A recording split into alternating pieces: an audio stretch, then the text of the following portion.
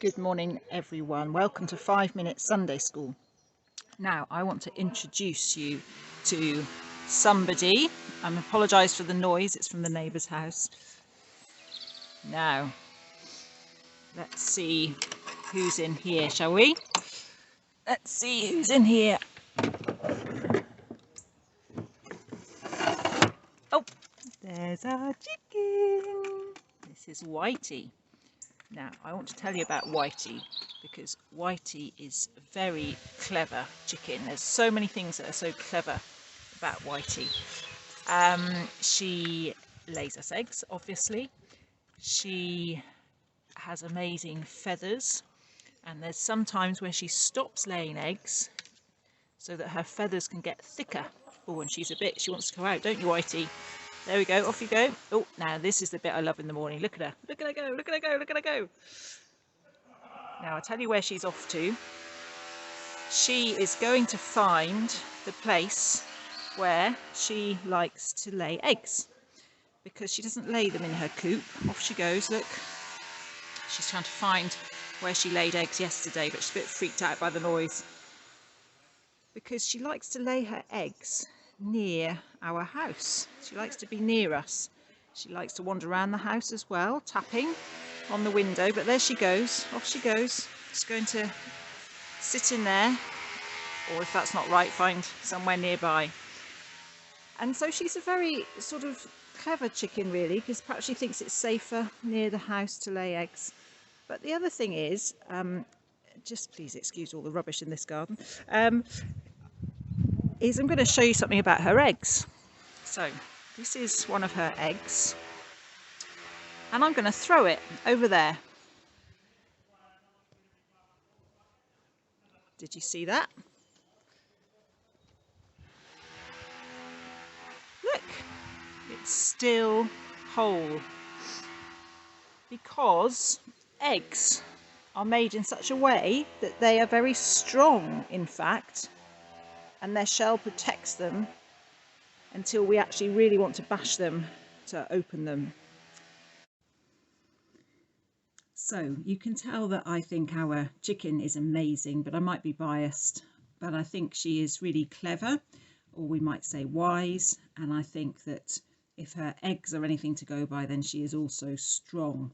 And I think about that and I think, oh, you know, God must be amazing to create something like a chicken, but think of all the rest of the world as well.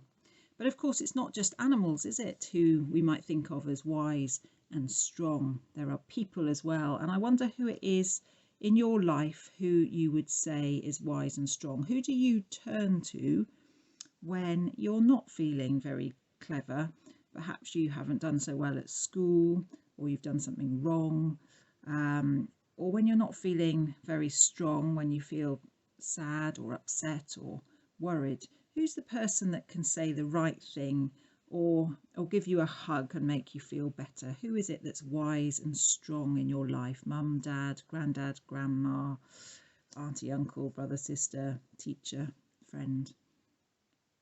And just think about them for a moment and say thank you to God for that person who's there for you, the wise one, the strong one in your life. And all of this, I think, shows us that actually God is ultimately the wisest and the strongest of them all. He gives us animals, he gives us people to help us when we really feel that we need it. And there's a verse in the Bible which helps us to think about this, which we're just going to look at now. So this is the verse in the Bible. We turn to 1 Corinthians, the first letter of Paul to the Corinthians, and just a few verses in, we find this one.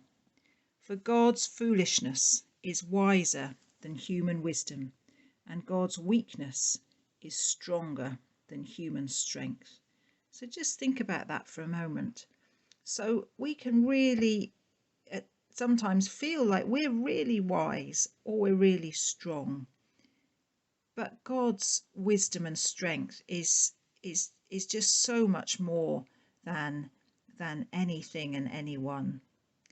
And that's a great comfort when we're not feeling wise and not feeling strong, when we feel weak or we feel that we are foolish, because this just shows us that God is the person that we can turn to when we feel those things.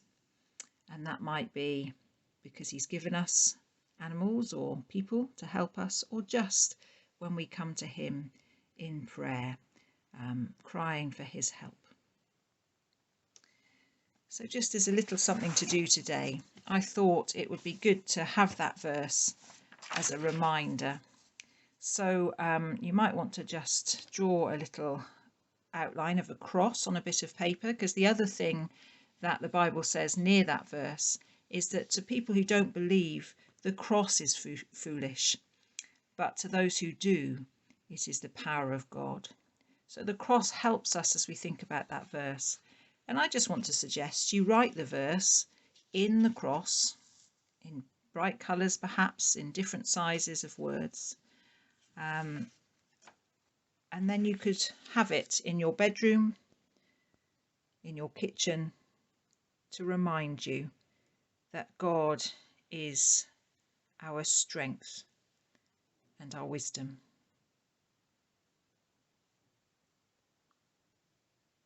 Have a good day, everyone.